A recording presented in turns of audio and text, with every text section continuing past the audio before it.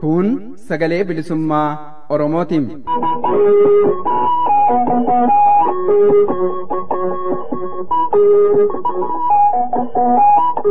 Sagaleen bilisummaa Oromoo dambalii gabaabaa meetir baandii 19 kiiloo heerzii 15,420 irratti jimaataa fi dilbata galgala sa'aatii 8 haga sa'aatii 8 walakkaatti afaan Oromootiin roobii ammoo galgala sa'aatii 8 haga sa'aatii 9tti afaan Oromootiin wal duraa duubaan qophiilee dabarsuu amma jalqabama.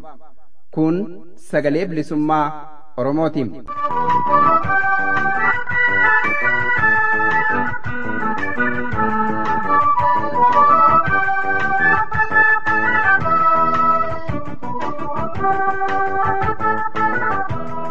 Karaa raadiyoof toora intarneetaa kanneen nu hordofaa jirtan dhaggeeffattoonni keenya kabajamoo fi jaallatamoon akkam jirtu. Nageenyi keenya kabajaa fi ulfinaa bakka jirtan maratti sinaa dhaqqabu jecha sagalee bilisummaa Oromoo sagantaa afaan Oromoo irraa qophiilee qabanneen isin beeksisa keessummeessituun keessanarraa Anayyaantu Bulchaati. Qophiin sagalee bilisummaa Oromoo sagantaa afaan Oromoo irraa isiniif darbu ka jalqabaa oduudha. Lola Oromoo Walloo irratti baname ilaalchisuun gaaffiif deebii jiraataa naannoo sanaa waliin goone oduuttaan sun isin biraan geenya. Dhimmuma weerara Oromoo Walloo irratti baname irratti qophii gabaabaa qindeeffanne immoo gaaffiif deebii kanattaan sun isinii dhiyeessina. Waggaa 49ffaa hundeeffama adda bilisummaa Oromoo adoolessa 2 bara 2022 kabajamee dabre ilaalchisuun gabaasaalee qindeeffanne tartiibaan isinii dhiyeessaa turuun keenya ni yaadatama. Itti fufuma isaa katee kutaa xumuraa qophii keenya xumura har'aatiin qabannee isiniif dhiyaanna. Hundumaa haga xumura sagantaa keenyaatti nu faana turaa isiniin jechaa gamanumaan gara oduuttan isin ceesisa.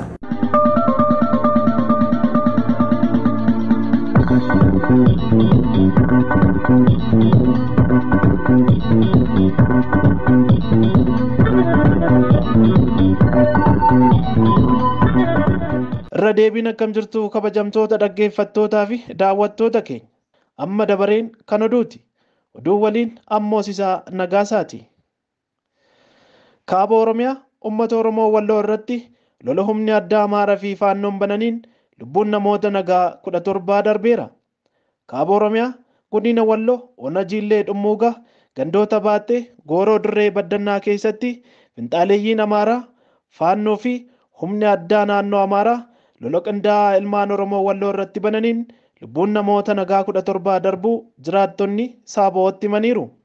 Guyyaa dilbataa jechuun adoolessa 10/2022 irraa eegaluun lolli cimaan kan qonnaan bulaa Oromoo Walloo irratti baname finxaaleeyyiin Amaaraa humna addaa naannoo Amaaraa waliin ta'uun meeshaa gurguddaa kanneen akka bireenii qabachuun qotee bulaa irratti waraana gaggeessaniiru. Haa ta'u malee lola gaggeeffameen qotee bulaan Oromoo hedduun madaa'uu fi kaanis yaaduu malee kaayyoon diinaa osoo milkaa'in fashalaa'eera. Namoonni yeroo ammaa kana madoo gara gandaa galanis mana yaalaa dhabuun kan rakkachaa jiran ta'uu jiraattonni dubbataniiru. Yeroo darbe madoon ilmaan Oromoo Walloo akka inni fayyine godhamee akka ajjeefamaa ture ni yaadatama. Qotee bultoonni Oromoo Walloo kan humnoota Amaaratiin wareegaman kan ammaan maqaan nu bira ga'e kan armaan gadiiti. Muhee Aliyyi Adam Muhee Muhammad Aliyyi Irree Umar Ahmad Ammee Ummuru Aliyyi Muhammad Ilma Aliyyoo Arbiyyee Muhee Umar Ali Muhammad Ammee Lootee Ahmad Abbaa Adam Muhammad Doodaa fi kanneen birooti. Haaluma wal fakkaatuun qonnaan bulaan guyyaa kana madaa'anii madoo giddugaleessaa fi olaanaadhaan miidhamanii yaalarra jiran Jamal Abdallaa Hasan Maammee Iyyaasuu Muhee fi kanneen birooti. Namoonni wareegamanii fi madaan kana qofa akka hin taanes jiraattonni ibsaniiru. Gochi yeroo ammaa kana qotee bulaa Oromoo Walloo irratti deemaa jiru gocha sanyii duguuggaatti kan jedhan qonnaan bultoonni Walloo uummanni Oromoo iddoo hundaatti sagalee akka ta'uuf waamicha dabarfataniiru. Godina Kibba Lixa Shaggaritti mootummaan Bilisiginnaa uummata hidhuu fi qabeenya isaa gubuun saamuu itti fufeera. Godina Kibba Lixa Shaggar Ona Walisoo fi Wanciitti mootummaan Bilisiginnaa namoota maqaa waraana bilisummaa Oromoo deeggartu jedhuun kaan hidhuun kaan qabeenya isaanii gubaa jiraachuu jiraattonni himan. ona Wallisootti dargaggoo Bokee Tarfeessaa fi Abbuu Abarraa kan jedhaman ragaa tokko malee maqaa waraana bilisummaa Oromoo deeggartu jedhuun qabamuudhaan hidhamaniiru. Haaluma wal fakkaatuun godinuma kana ona Wancii ganda Dulaallee Billaachatti waraanni mootummaa mana obbo Namsoo Fayyisaa qabeenya mana jiru waliin gubuudhaan jiraattota ganda kana Fiixxummaa Abdiisaa, Lammaa Gammachuu, Damisee Tarrafaa, Daani'eel Abdiisaa, Moosisaa Warqinaa kan jedhaman mana hidhaatti darbatamaniiru. Godinuma kana onoota Gooroo, Walisoo fi Wanciitti waraanni mootummaa Bilisiginnaa namoota nagaa maqaa waraana bilisummaa Oromoo deeggartu jedhuun kaan ukkaamsuun, kaan hidhuun, kaan qabeenya isaanii gubee saamuun gabaasuun keenya ni yaadatama. Oduu biraatiin waraanni mootummaa uummata godina Baha Shaggar ona Liiban Cuqqaalaa gandoota 6 keessa jiraatan maqaa waboo doo taatan jedhuun qabeenya isaanii gubuun kaan buqqisuun jiraattonni dubbataniiru. Ona Liiban Cuqqaalaa gandoota kanneen akka Daglagalaa Jiddaa, Warra Jaarsaa, Agamsa Roggichaa, Muummee Kosorroo, Odaa Jiddaa fi Ilmoo Cuqqaalatti duula waraanni mootummaa Bilisiginnaa adoleessa 12/2022 gaggeesseen uummanni baay'een qe'ee irraa buqqa'uun kaan bosonatti, kun gara firaatti, kun gara magaalatti, kun bakkee irratti faca'uun rakkoo hamaaf saaxilamuun gabaafame. Keessattuu uummanni buqqee rakkoo guddaaf kan saaxilame dubartoota, daa'immanii fi manguddoota ta'uun beekameera. Uummanni Oromoo addunyaarra jirus uummata kana cinaa akka dhaabbatu waamichi darbeera. Haaluma wal fakkaatuun kanaan dura onuma kanatti maqaa waraana bilisummaa Oromoo deeggartu jedhuu fi nyaachiftu jedhuun xaa'oo fi sanyii filatamaan uummata naannoo kanaaf osoo hin dhiyaatiin hafuunsaa ni yaadatama. Oduu hidhaa biraatiin karaa danda'uun mirga Oromoof kan falmu sabboonaa Oromoo Heenook Dajanee adoleessa 10/2022 humnoota tika mootummaa Bilisiginnaatiin magaalaa Finfinnee keessaa butamee hidhaatti darbamuun oduun argame ifa godha. Kabajamtoota dhaggeeffattoota fi daawwattoota keenya oduun yeroo kanaaf qabannee dhiyaanne kanumaan goolabneerra. Qophiilee afaan wajjiniin turtii gaarii.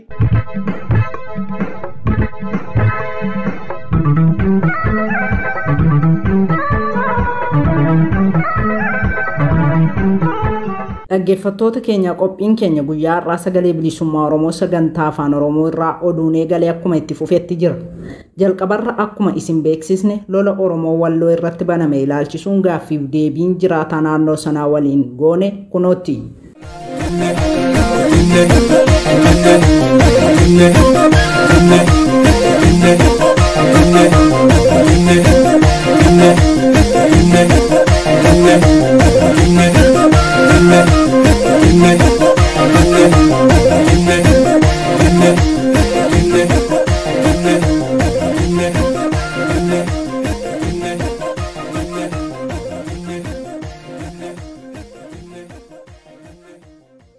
warra loowwan tiffatu qawwel lole warroonni sun ofirraa lole saawa sanillee fuudhe saawa sanirraa buusuudhaanii lollichi ka'e gaafa guyyaa sanbatee baada sa'aatii 9.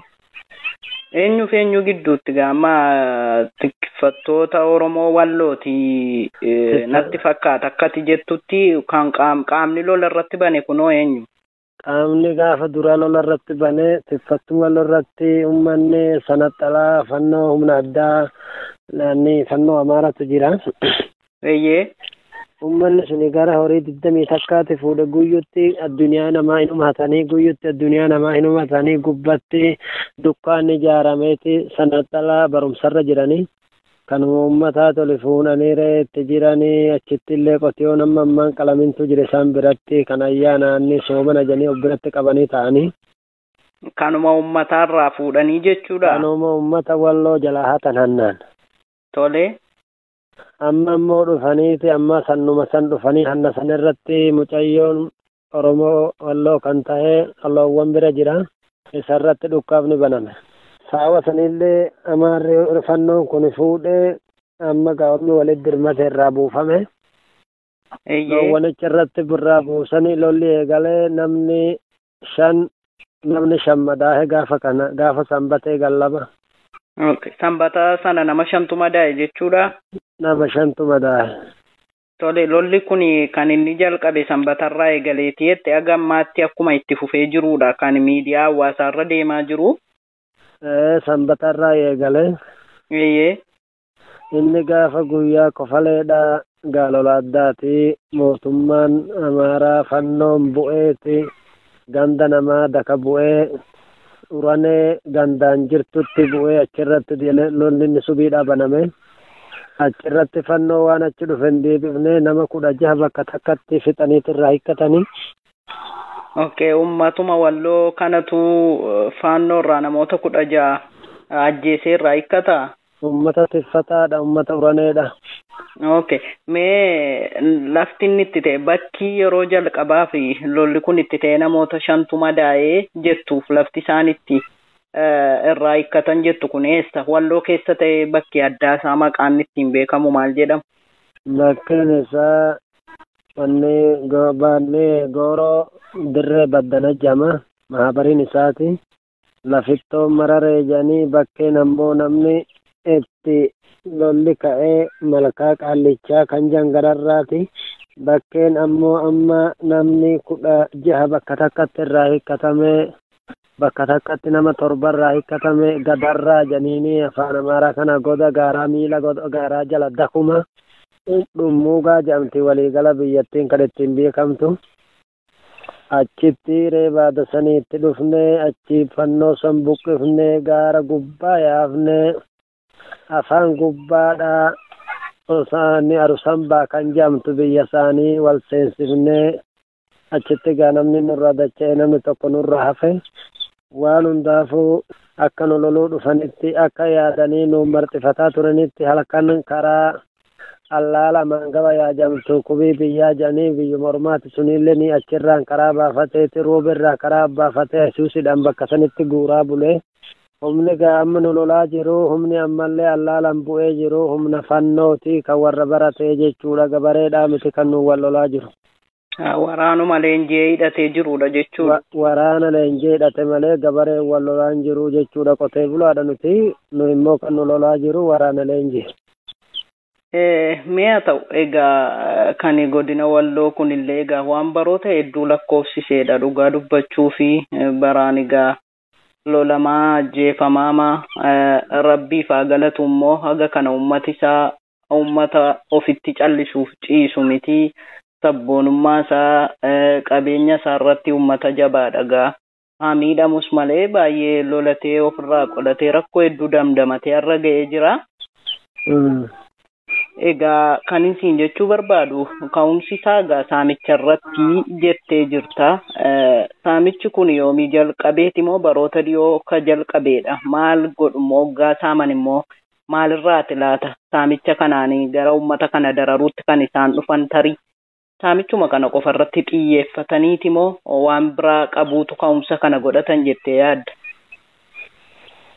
Uummanni dheengaddaa roobitti ofuma fannoo fi liyyu waliin Amaaraa wal lolni nurraa achitti cabee nurraa calje malee wanni sanatti alamutti jiruuf wannumti lolli deemuudhaaf jiruuf walloon tuni akka jirtutti walloo bakka tanaa ofirraa lollu malee jiraachuu hin dandeenyisa jeen Amaarri kan sanatti alatti gale. Akkuma asi baantu nu gamta rabbi qabnuuf gamta teenyee walillaallee walitti deemnee bakka lollitti ka'e injifannuufi malee odoo waan nu injifatu taate sanyii lola sanyii duguuggati wanni nuuf baratamaa wanni nuuf sanaxalaa jiruufi har'aallee borullee rabbiif inshaalla rabbiin gamta nu wajjin jiruuf rabbi abdannaa namni amma nurraallee wareegamu kun bakkaa nu buqqisee bakkaa nu ariheetii miti lola huddu madaa huddu duubatii miti kan du'aa jiru. Nafsi urgoottuun ijoolleen lafaa kaatee odoo itti fidduu adda keessata kan dhaheeti kan du'aa jirtu. Irree injifannoon teenyuma ammaas injifannoon kanuma uummata Oromoo wallooti jenna ammaas inshaallah. Ayyee jabaadhaa gaa rabbii isin faana jirame horiin saamamtee haga ishee beekuu dandeessaa waan irraa nu himtu qabdaa namooti jalaa fudhatame yoo eenyufaa akka ta'e yoo quba qabaatte maqaa yoo qabaattes kanarraa yoo maqaa nuuf dhoofte natti tola. Namni horiin amma gara amaaratti ummata ijoollee dhummuugaa kan jamtu walloo keessaa oli guuramee gaara isaanii jiru gara loon 27ti kan ummata jalaa saamichaan hannaan fudhate amma dirree baananii obsa dhabee namni diina ofirraa deebisuudhaaf qawweetti jammaree achumarraan lolli kun baname. Namoonni loonni 20 jalaa fudhatamte kun maqaadhaan quba qabda. Nama tokko doon taane qotiyoo tokko qotiyoo lama raabduuta akkuma kanatti immoo lagni keenya wal nu adda. Eenyu akka ta'e abaluu jeesiin himuu hin danda'u nama tokko lamaallee hin beeka. Haa ta'u malee saamichi kun addunyaa qofaan waan deemamu mi'i waan nuuf deemamutu karaa addunyaa dhufe maleedha. Numaaf deemamu jira numaaf baratamutti jira barataniillee immoo waan akka nu godhuu hin danda'an jechuu barbaadeetiin walloon isaanii ofirraa deebisuudhaaf silatti of qophoonneetuma taa'utti jira. Akkasii egaa roorroo mana dhufte ta'anii ilaaluun silas gaarii miti walloogaa akkuma siin jedhe taa'ee ofirratti ilaalee hin beeku lolataadhuma yoo rakkoon isa mudate wareegamni isa mudate illee ofirraa lolataadhuma kan inni lubbuu isaa wareegee irra ga'e. Akkasuma nama nurraa du'e kanaallee nurraa wareegame kanaallee du'e jennee ittiin gaddifnu maal gamta ta'ee gamta lola isaanii waan isaan deemaniif bi'ennu. Akkasi mee namoonni nurraa wareegamanis hedduudha jette namooti kun baay'inni isaanii hagam akka ta'e adda baafattaniittu. Namoonni gaasilaa barreeffamaan gadi deddeessanii jiranis akkuma sani sun hundinuu akkuma kanaa jechuudha warra madoo warra du'e nama 14 jalsan keessaa tokko kan nama madaa'e keessatti barreeffamees lubbuun deemtee jirti. Nama gara 15 ta'ee jira 14 barreessanii. Kan wareegaman nama 15 ga'ee jechuudha. 15 ga'ee jira tokko hin barraa'in malee Umar Muwee Alii Umar kan jedhamu. Mee warri madoodhaan jiranoo yaala gahaa argataa jiru akka maalli isaan irra jiran maal fakkaatu? Yaala gahaa eessaa fuunee qabna ammee kee yaala gahaa dhabarratti namni nama siin baanu kuni dhaheeti ajjeesee irraa hiikkatee inni immoo dhahame isaa garaa kana keessa dhahee xiyyiitiin garatti hafteeti achi baxxee bu'ee baxxe irraa sanbatee bu'ee yaala gahuu dhaba dhiinni garatti dacha'ee du'e. Yaala gahaa dhabarraati kan inni wareegame jechuudha. Yaala gahaa dhabarratti kan wareegame.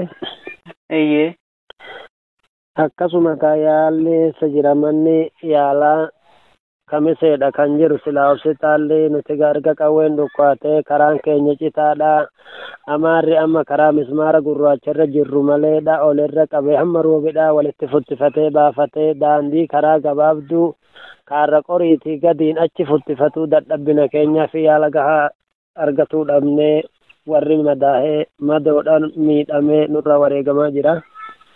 Daandiin sababuma walitti bu'iinsa kanaatii fi waan cufamee fi karaa ittiin gara hospitaalaa geessitan dhabdan natti fakkaata. Daandiin cufamaadha gaarra qorii namni hin darbu. Adduun akkanatti gaa nama roobitti feenee roobitti waan nurraa wareegameef namni keenya madaa'etuma inni silaa rabbi hambisee safee inni du'ees du'a malee baada lolli dhukka'ee diina harka diinatti waliin kenninu isa jedhuun namni mana yaalaa guddaa dhaquu hin danda'u. Haa ta'u mee amma ka jalqabe sanbatarraati jettan kaleessallee lolli akka turetti ka quba qabnu sa'atii ammaa naafati wal dubbisnu kanattu haalli deemaa jiru maal fakkaata? Haalli deemaa jiru amma gandarratti labsiin godhamee mootummaan labsii godhee liqaanbaritti akka namni biyya biraa biyya teessan keessiinne akka isiniif bakka kanuma keessan keessa gabbaatanii qawween dhoonne amaarri ona keessanitti haa dhufuu malee akka qawween isin biraan dhukkaane janii haalli cimaan tokko kana kan deemu. Gandi gandarraa dirmatuu dhabee amma magaalaa naannottuu keessatti subii kanan bilbilee biyyu waliin ormi achi jirtu suni mucaa nama tikfattuu re'eedha kan re'ee dachaaftu kaachan dhahee madeesse. Isaanillee namni ormatti oli dirmate nama jahatu liyyu walii achi jirturraa du'e naannottuu kan jedhan. Tole. Amma immoo karaan ulfaatan rakkoon jiru bajaajin akkan sassoone ja'aa jiranii amma immoo inni kollaash karaa roobiti ayisuusii gara 14 achi as fe'e kasalee nageessoo gadi timee bireen fi madariyyaas kana afuufaa jira. Gaaqee san malee qeen namni itti dirmate hin jiru. Ofirraa qawwee ittiin dhoonne teenyatuma ofirratti eeguu jirra. Achiin qawween dhukka'u malee ammaas hin ooltu ooluun deemtu nuun ja'aa jiran bilbilaan. Meegaa kani gama keessaniin qawween akkan nukaan isiniin jedhe caasaa mootummaa naannoo sana jiruudha natti fakkaata akkanii sirraa hubachaa jirutti. Akkasii. Maal ta'a jedheeti yeroo kana jedhu yookiin ittisa tokko isiniif gochaa hin jiru isin hin dhukaasinaa gaafa jedhu waggaa jarri dhufanii dhukaasanoo maal akka ta'uuf ta'a laalaa isiniin jedhela waan irraa hubattan maaltu jiru. Hubannoowwan hubanne hin jiru silaa waan hundeeyyamaa jira qilleensa alaalaatiinis barreeffamaa amaareffanis oromoffanis gadhiisanii argaa jirtanii. Nuti immoo isa isaan jaan kana amma ammaa gurratti daratuu dhabnaani warri walloodhaa waan mootummaan joodoo waan laallu taane biyyattirraa yaane buqqaane. Eeyyee. Sabboonummaa teenya qabanneeti jecha namni nuun jiru dhabnee waliif dirmannee walirraa buufnee wal jiraachisaa jirra. Ammaallee jecha isaanii namni qabate hin jirru karaa dachii hidhamuu qabu bakka hundumaanuu salphaan dachiidheeti kan taa'utti jiru. Kanuma kunii isaan yaalaman isaanii kaayyoon isaanii mootummaa godina ani godinaan ja'amootii kililii kana of jaalachiisudha. Namni lola kana irratti deemaa jiru nama alaamaa kaayyoo shaneedhaa qabu malee ummata qotee bulaatii mijaniitti haala kanaan naannoo kililii of jaalachiisudha. Isaan adeemsa isaanii kana. Nuti amma sar'aas boruus rabbii wajjin aduwwiin ona keenya gahee ona keenya gubuudhaaf hin taa'u ofirraa kutuudhaaf siluma tiffannee qotannee of qopheessineetuma biyyattii teenyaaf waljin bilbila walirraa fudhannee waliif dirmatuudhaaf walirraa deebisuudhaaf taa'aa jirra. Ayyee egaa rabbi sin faanaa ta'uun jedha ammallee. Akkanaasaa keerraa hubadheetti mootummaan kan gama keessaniin dhukaasin nagaamin jedhee fi miidhaan kun yoo ga'e akka waan dantaarraa hin qabneetti waan ilaalaa jiruuti natti fakkaata. Hin jiru dantaan. Egaa ofii keessanii yoo haasofsiistaniittu qaamni kunoo dhufee manatti nu lolaa nutti dhukaasaa qabeenya keenya saamaa isin immoo gama keessaniin dhukaasniin nagaamin nuun jettanii maal akka ta'uuf jettanii gaaffii dhiyeessitan qabdu yoo dhiyeessitaniif tuuf ta'e deebii akkamiirraa argattan.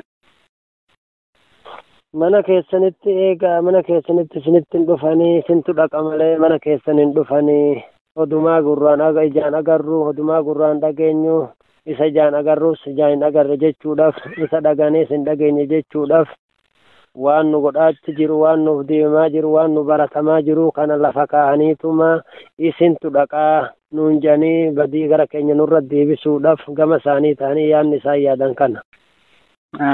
Kan manatti isinitti dhufee qaama faannoo warra leenjee baheedhaan jechaa jirta garuu mootummaan gaafa akkasii isiniin jedhu akka waan isin naxxanii mana isaaniitti isaan irratti miidhaa dhaqqabsiisaniitti isin lakkaa'eeti jechuudha. Ani fannoo ciciisaa jiru fannoo biyya ormaa dachii ormaa keessa ciciisaa jiru odoo arganii isintu dhaqaan hunjaa jiran jechuudha.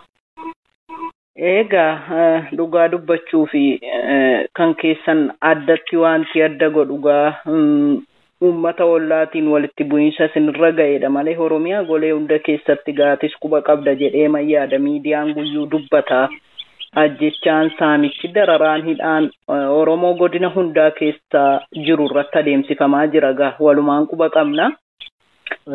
Kanaaf ammas akkan sirraa hubadhutti ofii isaatii gabbee isin rukutuu baatus qaama kana isin irratti baamsuunsaa rakkoma Oromiyaa godina hundaa keessa jiruutu isin irrattis deemaa jira hagaa baroota hedduu kan lakkoofsise haa ta'u qaama garaagaraatiin miidhamoo ta'uun keessan gaa kan Oromoota kaanirraa adda godhee mul'isa. Nuti wanni jirruuf warri Oromoo walloodhaa gamta qottee tiffattee hidhattee biyya ofii irratti roorroo malee jiraattuuf. Gadda gaafa ayyaana gammachuu ayyaana mul'achiifatuudhaaf baadayini salaatamee allaalaa kukkubii awlaal qurimeedhaa ijoolleen qawwee ayyaana gammachuutiif dhootte nama 13 nama 26 amma hidhaanurraa jira. Sababa sanaaf jechuudha. Sababa gammachuu ayyaana mul'ifachuudhaaf qawweedhaanii. Eeyyee. Miidhaan gara mootummaatiin jiru kana fakkaata. Alaamaan isaanii uummanni walloodhaa walumaa galatti shanema janiin malee qotee bulaa namni nuun jee hin jiru. Na ummatichumaan jedhu jechuudha.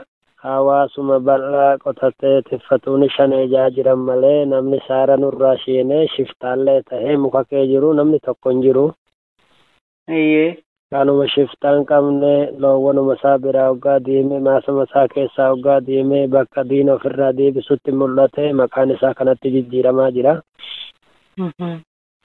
Kunis immoo wa'uunu sin godhuu rabbi waan qabnu gamta garaan keenya nagaan taateef arraba ilkaan hedduudha waan jirruuf nu gadiin sidichaa nu oliin sidichaa walakkaa isaanii nu maddiin na mirgaamitaan sidichaa mismaarri hospitaala itti yaaluu dhaquu dandeenyu hin jiru. Wal gargaaruudhaaf aduwwii walirraa deebisuudhaaf inshaallah injifannoon teenyumaa du'aa'imaan wajjin jirran siin jaayye. Ayyee jabaadhaa gaa rabbii isin faana ta'uu warra maatiin irraa wareegameefis jajjabina hawwaa dhukkubsataa keessan madoo keessanis rabbii isiniif haa fayyisu jechaame.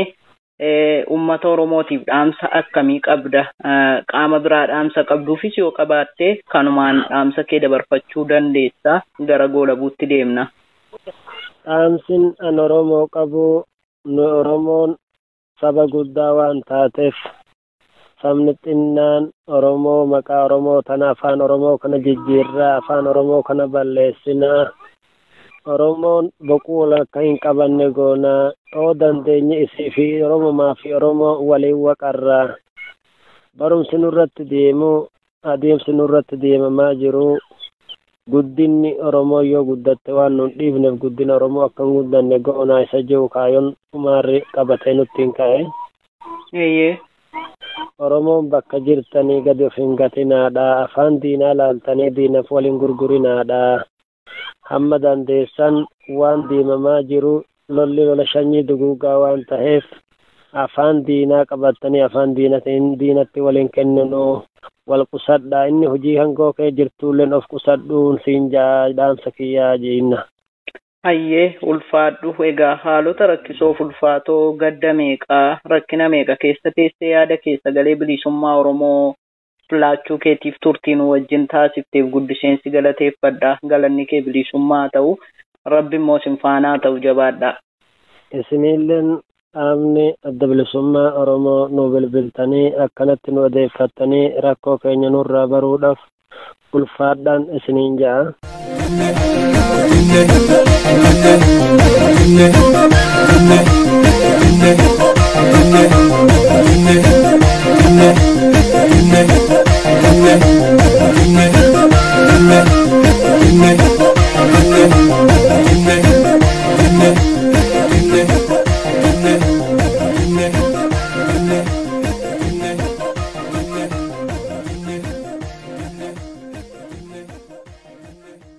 Dhaggeeffattoota keenya akka caqasaa jirtan qophiilee sagalee bilisummaa Oromoo sagantaa afaan Oromoo irraa isiniif tamsa'aa jiranidha.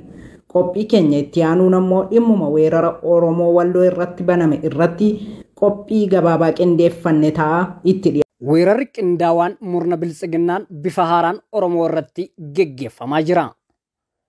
Weerarri qindaawaan saba sanyummaan fooyanii qulqulleessuu ethnic cleansingii fi duguuggaa sanyummaa jinosaayid ta'e uummata Oromoo irratti geggeeffamaa jira.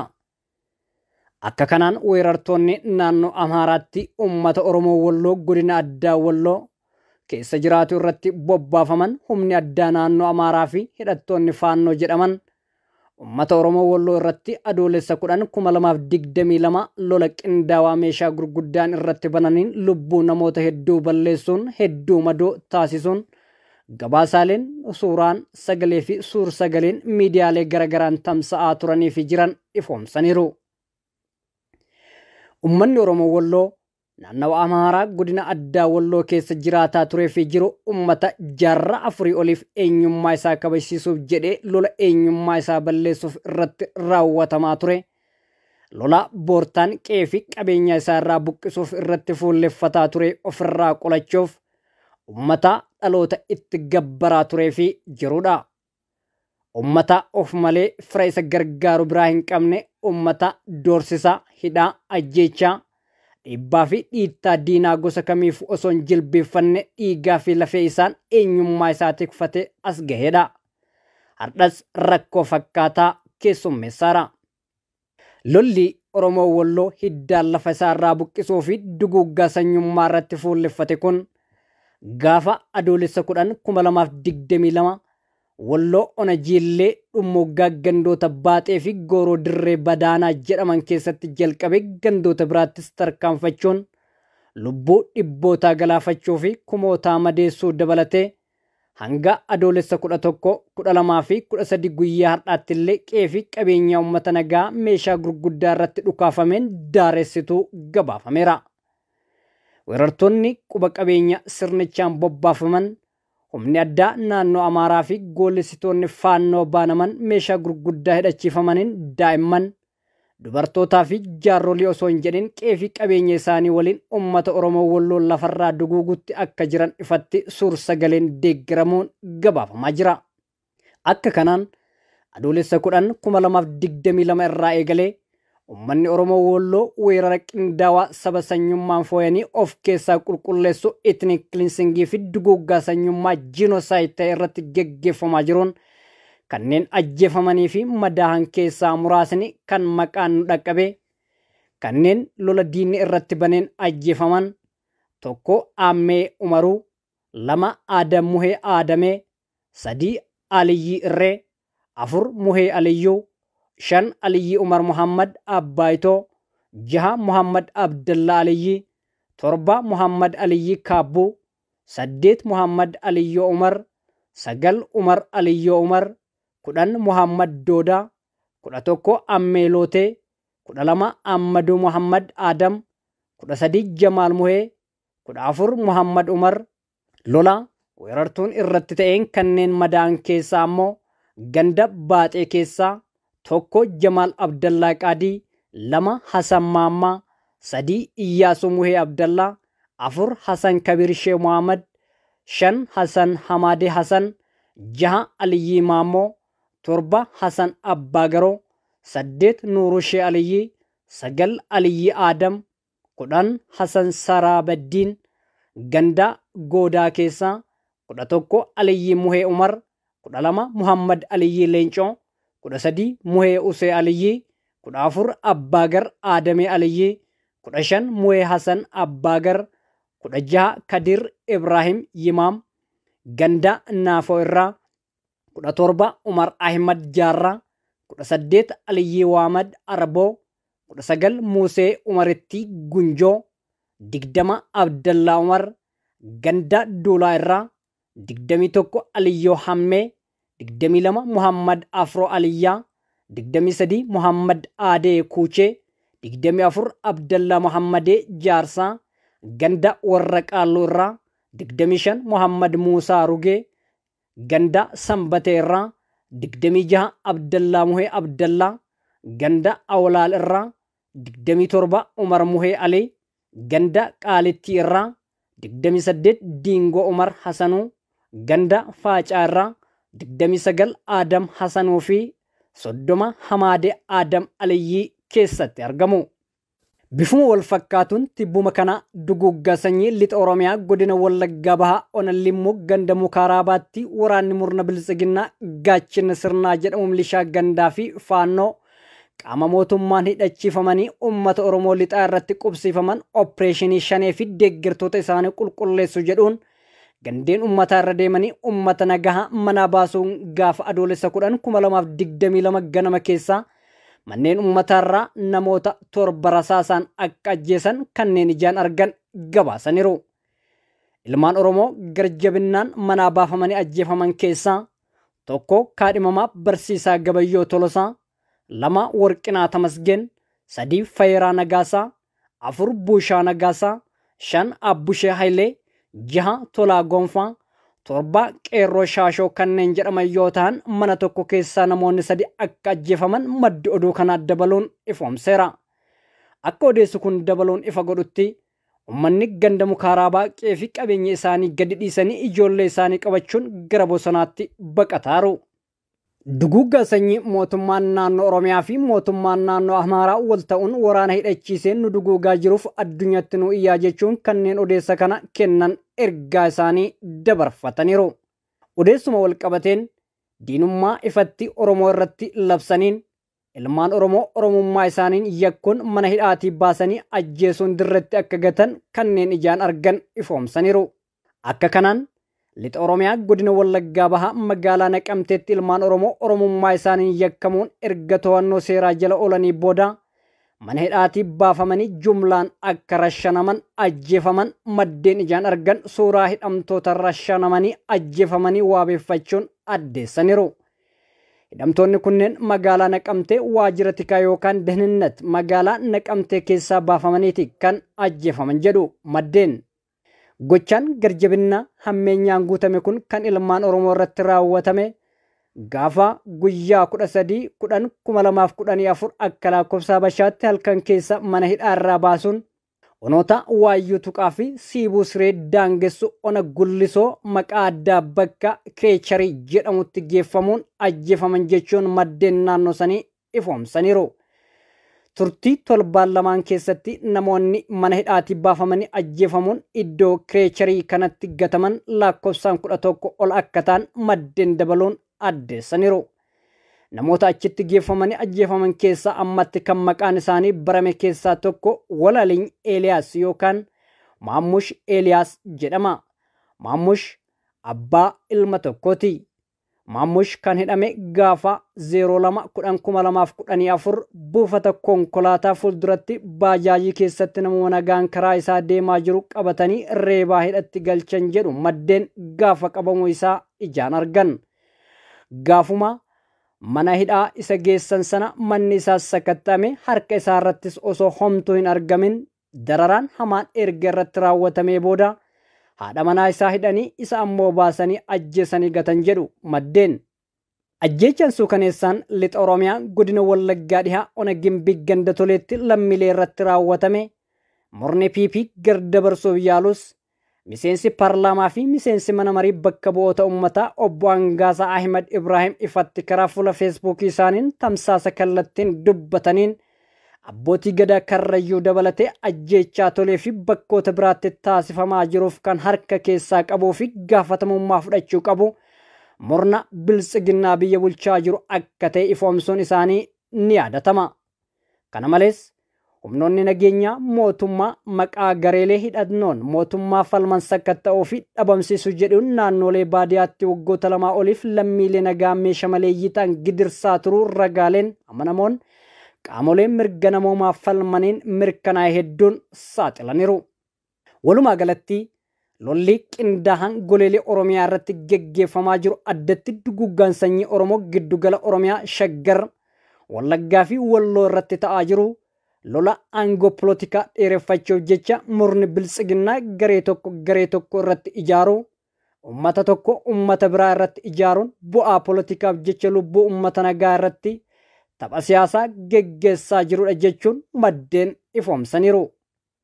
Waan ta'eef lolli amma giddugala Oromiyaa, lixa Oromiyaa fi kaaba Oromiyaatti gaachina sirnaa milishaa fi humna addaa jechuun warra murnicha aangoo irratti tiksuu ijaarachuun ummata Oromoo irratti duulchisan ummata Oromoo jilbiiffachiisee mirga isaaf akka hin falmanne hin goosisu.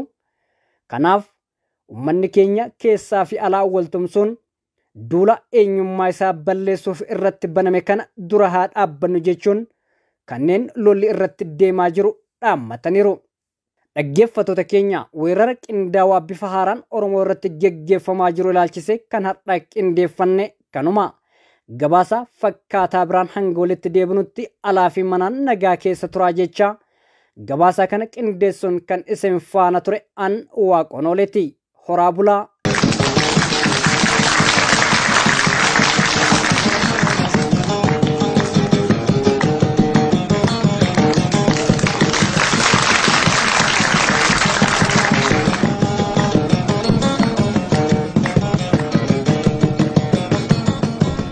Akkam jirtu hordoftoota keenya kabajamoo sagantaa keenya darbe keessatti hundeeffamuu adda bilisummaa Oromoo ilaalchisee gabaasaa qindeeffannee wal duraa duubaan isiniif dhiyeessaa turuun keenya ni yaadatama. Kutaa xumuraa gabaasaa keenyaa sagantaa keenya har'aa keessatti qabannee dhiyaanneerraa haga xumuraatti nu faana bu'aa.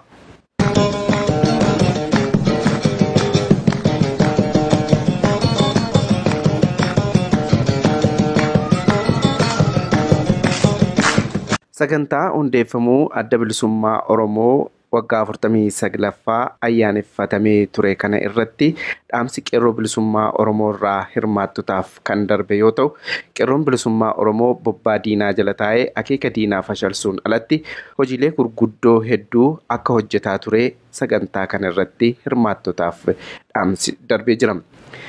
Jaarmiyaan qeerroo bilisummaa Oromoo sochii fincila diddaa gabrummaa haga sochii fincila xumura gabrummaa taasiseen sirna EPRDF kuffisuu danda'eera erga jedhaniin booda sirna gabrummaa uummata Oromoo irraa yeroo xumuraaf kaasuuf ammas sochii isaa jabeessee itti fufee jiraachuu dhaamsa kana irraa hubachuun danda'ameera.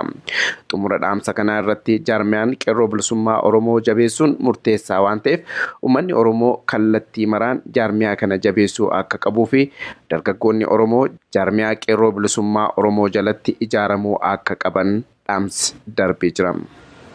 Dhumarratti namni kamuu humni dargaggoo Oromoo humna jijjiirama hundee fiduu danda'u ta'uu isaa hubatee dargaggooti Oromoo jaarmiyaa qeerroo bilisummaa Oromoo jalatti ijaaramuun qabsoo bilisummaa Oromoo abaa'oon durfamu keessatti gahee isaanii akka ba'aniif karaa dandeessaniif beektaniif dargaggoonni jaarmiyaa qeerroo bilisummaa Oromoo jalatti akka ijaaramaniif gahee keessan akka baatan waamicha jaallummaa Oromummaa isiniif goona. Haasawaa xumuraa kan godhan miseensi shanee gumii sabaa adda bilisummaa Oromoo duraanii Jaal Yaddii Abduu Shukur yookiin Jaal Gamteessaa Boroo turan. Jaal Yaddiin dubbii isaanii kan eegalan galanni jaallan kalee lubbuu isaanii qaalii kaffalanii qabsoo kana asiin gahaniitii erga jedhaniin booda hoogganotaa fi qondaalota akkasumas miseensotaa fi deeggartoota keenya kanneen mana hidhaa mootummaa abbaa irree jalatti hiraarfamaa jiran illee yaadachuun dirqama akka ta'e dubbachuudhaan dubbii isaanii eegalan. Waanni guddaan gaafa guyyaa kana ayyaaneffannu wanni dagachuun nurra hin jenne wareegamtoota keenya kan qabsoo bilisummaa Oromoo galmaan ga'uudhaaf lubbuu isaanii wareegan akkasuma gootota keenya kanarra mana hidhaa mootummaa fi jalatti hidhamanii hoogganoota keenya qondaalota keenya miseensotaa fi deeggartoota keenya kan mana hidhaa keessatti dararamaa jiran galanni isaanii ta'uu dagachuun nurra hin jiru. Kanumaanuu asumaan jaallan wareegamanii fi jaallan mana hidhaatti rakkataa jiran isin hin daganne guyyaa ayyaana kana kabajnus isin yaadachaa jirraa kan jedhusan dabarfachuu barbaadaa jechuudha. Adeemsa sirna kabaja ayyaana hundeeffamaa adda bilisummaa Oromoo ilaalchisuun haalli ittiin qophaa'e hedduu gaarii ta'uu dubbachuun kanneen sirna kana irratti haasawaa godhan hoogganotaa fi qondaalota dhaabaa akkasumas hirmaattotaa fi qopheessitoota sirna kanaa galateeffatanii jiru. Jiraadhaa baganuu jiraattanii uffaadhaa galanni keessan bilisummaa saba keessanii haa ta'u jaa qondaalota fi hoogganoota mootummaa Oromoo jaal Goomsaa jaal Bobbaas akkasuma jaal Gaatuunis ibsa nu kennitaniif ibsa bal'aa nu kennitanii haala dhaabni kun keessa deemee as ga'e waan bal'aa nu dhiyeessanii isinillee waan kana asitti nu dhiyeessuu keessaniif bifa kanaan galatoomaa galanni keessan bilisummaa jechuun barbaada. Manguddoota keenya warra eebba kana nu eebbise akkasuma jaal Shangifee jaal Eertiraa jaal Araaroo hundi keessan nu galatoomaan jaa waliigala akka dhaabaatti qophii kana qopheessuu keessatti warri qooda fudhatanii fi warri qoree kana qopheessitan hundi keessanuu wanni isin yeroo gabaabaa keessatti itti faayitanii har'a bifa kanaan nuuf fiddan bifa kanaan jalqabee bifa kanaan xumuramuusaatiif baga gammaddanii baga gammallee walumaa gala abaa'oo miseensonni keenya deeggartoonni keenya uummanni keenya hundinuu guyyaa kana kabajuu keenyatti baga gammannee baga waliin gammannee jechuun barbaada. Egaan waan wal geeratti kana ta'e. Sadarkaa qabsoon keenya irra ga'ee fi haalli biyyi kun keessa jirtu qabsoon keenya fuula isaa gara xumuraatti ce'aa akka jiruu fi kaayyoon adda bilisummaa Oromoo galma ga'uuf adeemsa irra akka jiru akkas jechuudhaan hirmaattotaaf dubbii taasisan. Haala irra Oromoon keessa jiru nama hundaafuu ifa jennee amanna jechuudha. Haalli irra keessa jirru Kara tokkoon qabsoon arra hoggaa 49 isaa kabajaa jirru kun karaa xumuraatti fuula garagalchee karaa xumuraatti deemuu isaatu mul'ataa jira. Arra xumurarra geenye jechuu afaan guutuun dubbachuu dandeenya jechuudha. Haala biyyi sun keessa jirtii fi haala qabsoon keenya keessa jiru jechuudha. Kanaaf karaa tokkoon karaa injifannootti karaa kaaba keenya galmaan ga'utti dhiyaannee jirraa jennee afaan guutuun dubbachuu. Wayita qabsoon ummataa jabaataa dhufuu sirnoonni gabroonfattootaa abdii kutachuun yakka hammeenyummaa ummata isaanii irratti raawwatu kan jedhan Jaalyaddiin qabsoon keenya jabaataa dhufuu irraa diinni keenya ummata keenya irratti gochaa sanyii daguuggaa fi yakka waraanaa hedduu raawwachaa jira jechuun dubbatan. Kana malees PP'n Oromiyaa abaa of leessuuf diinota dachii Oromoo barbaadan waliin illee ummata keenya irratti wayita isaan bobba'an keessa jirraa jechuudhaan dubbatan. Karaa biraatiin immoo lakkuma nuti jabaannee qabsoo keenya karaa xumuratti gahuudhaaf deemnutti haalli diinaa nurratti jabaattee deemuutu argama jechuudha. Haalli arra uummanni keenya keessa jiru haala yeroo takkarree ulfaataa keessa jirra jechuudha. Nama hedduutu irratti dubbate kana haala hedduu rakkisaa fi hedduu hamaa keessa jirra jechuudha. Haala duguggaan sanyiidhaa ilmaan Oromoo irratti labsamee qabatamaan lafa irratti duulli banamee ittiin hojjechaa itti deemaa jiran keessa jira jechuudha. Haala qabsoo Oromoo adda bilisummaa Oromoo dhabamsiisuudhaaf diinonni hedduun wal gahanii nurratti kulanan keessa jira. Haala mootummaan PP Oromiyaadha. Mootummaa takkaayis uummata biyya Oromoo barbaadan. Oromoo gabrummaa jala tursanii akka madurdutti gabroomsuuf abjuu qaban niif ergamee isaanii waliin Oromoo fi Oromiyaa irratti diina lola rabsan keessa jira. Uummanni Oromoo wanni hubachuu qabu haalli fuuldura keenyaa haala akkaan ulfaataa ta'u irraa uummanni keenya biyya keessaa fi alaa tooftaa diinni Oromiyaa dachee lolaa gochuun Oromiyaa diiguuf deemaa jiru kana hubatuu qabaa jechuudhaan akkasitti dubbatan. Oromoo wanni beekuu irra jiru haalli itti deemu jirru fi haalli keessa jiru kun itti deemu jirru haala ulfaataa haala dukkanaa achi deemu jiraachuu keenya uummanni Oromoo akka gaariitti hubachuu qaba jechuudha. Hubachuu qaba osoo hin ta'in kana fudhatee ifa amansiisuu qaba. Oromoon alaa keessa jiru. Oromiyaa dachii lolaa godhanii Oromoo balleessuu fi Oromiyaa facaasanii akka barbaadan keessa burraa godha. Yaaliin godhamaa bara 4 godhamaa ture. Kadhaabni kun irraa ittisee asiin gahe karaa dhugoomutti achi deemaa jira jechuudha. Wanni amma labsamaa jiru, wanni amma godhamaa jiru kun hundinuu Oromiyaa dachii lolaa godhanii Oromoo facaasu, Oromiyaa diigu itti fufanii waan silaa barbaadu san gabrummaa Oromoo gaggeessuudhaaf namni kun naannawni jiru sun hundinuu namni impaayera san keessa jiru irra guddaan kanaaf deema. Warri ollaatis irra guddaan kanaaf deema. Oromoon kan hubachuutu irra jiraarra. Uummanni Oromoo erga gaafa cabeetii kaasee mootummaa mataa isaa qabaatee hin beekuu kan jedhan Jaalyaddiin mootummaa kana qabaachuuf ammoo addi bilisummaa Oromoo akeekaa fi kaayyoo ganama irratti bu'uureffame sana galmaan ga'uuf hojjechaa jira. Uummanni keenya mirga abbaa biyyummaa isaa hanga gonfatutti addi bilisummaa Oromoo karaa fedheen qabsoo isaa itti fufee uummata keenya galii barbaadu sanaan gahuuf hojjechaa jira jechuudhaan akkasitti dubbatan. Kan nu hanqate mootummaa keenya qabaachuutu nurra jira. Kaayyoon adda bilisummaa Oromoo gabaabaa. Uummanni Oromoo bilisoomee biyya isaatiif haqa isaa akka isaatti galfatee Oromiyaa irratti abbaa biyyaa ta'ee mirga hiree murteeffannaa isaatiin akkaataa itti fuuldura jiru murteeffachuu. Kan addi bilisummaa Oromoo takkaarraa sosoo hin deemu. Har'allee takkaarraa sosoo hin beeku kanaaf hanqa maayiitti bakkaan ga'e jenneeti itti qabsaa jira. Kanaaf Oromoon haala amma keessa jiru kanarraa baraaree jiraatee bilisummaa isaa gonfatee biyya isaa dhuunfachuu qofaatu irraa eegama. Fuuldurri keenya kana ifaa ta'u beekuu qaba ilmi Oromoo hundinuu.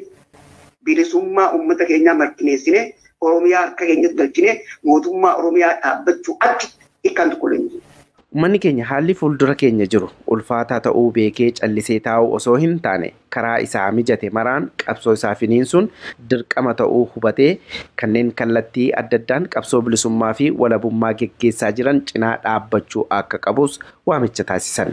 Kanurraa eegamu kan keenya hiiffachuu kan keenya argachuu kan keenya dhuunfachuu qabannee akka uummata kaanitti kakaayitatti dabarre. Kanaaf fuulli dura keenya hadhaawaadha. Fuulli dura keenya dukkanaawaa ta'ullee dukkana keessa ciccinee keessa dabarree ifatti baanee bilisummaa argachuudhaaf qabsaa'uun nurra jira.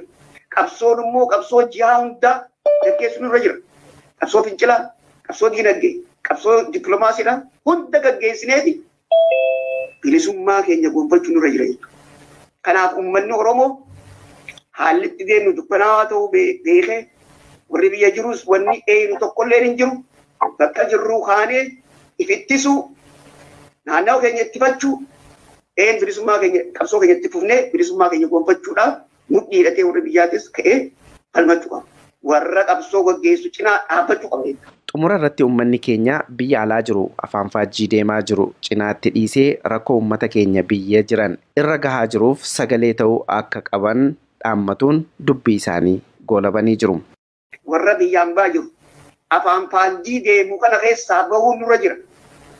Yeroo amma abalu akkas jedhe abalu kana jedhe kanaatu narraa hanqate kanaatu hafe jennuun inni kun hundinuu gaafa Oromoon kanarraa baraaree isatti achi ba'e waan wal gaafannuu fi waan godhachuu qabnu hunda godhachuu dandeenya. Yeroon amma keessa jirru waanuma tokkollee dhiifne qabsoo gaggeeffamaa jiru jihaa hundaan jiru kanatti cinaa dhaabbachuu tumsa ta'uu nurraa eegama warri biyyaarra jiru. Uummata keenyaaf sagalee ta'uu, uummata keenyaaf iyyuu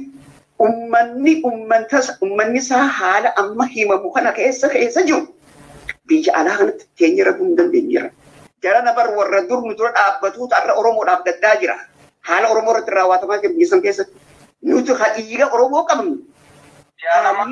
Haalli kun akkamitti nu kaasuu dadhabe? Please haala wanta kana keessaa baanee uummata keenya kana cinaa haa dhaabbannu. Uummata keenya kan qabsaa'u jiru biyya keessa jaarmee keenya adda bilisummaa Oromoo cinaa dhaabbachuun nurra jira. Yoo kana goonee argamne qofa haala amma keessa jiru kanarraa Oromoon ta'ee bilisummaa isaa gonfachuu danda'a. Kanaaf bakka jirrurraa kaanee mudhii jabeeffannee haalli itti deemu ulfaataa ta'uu beeknee akka qabsoo kana cinaa dhaabbannu dhaammadhaa. Fayyaadaa ulfaadhaa irra deebi'ee maqaa ayyaana guyyaa abaa'oo bureeffamuu abaa'oo bara kan waggaa 49 geenye laga gammannee yaadaa ulfaadhaa. Egaan hordoftoota keenya kabajamoo sagalee bilisummaa Oromoo sagantaa afaan Oromoo irraa gabaasaan hundeeffamuu adda bilisummaa Oromoo waggaa 49ffaa ilaalchisee isiniif dhiyeessaa turre kanumaan xumuramee jira. Gabaasa kana qopheessuun kan isiniif dhiyeessee aan Ibsaa Gaaddisaati nagaatti horaa bulaa.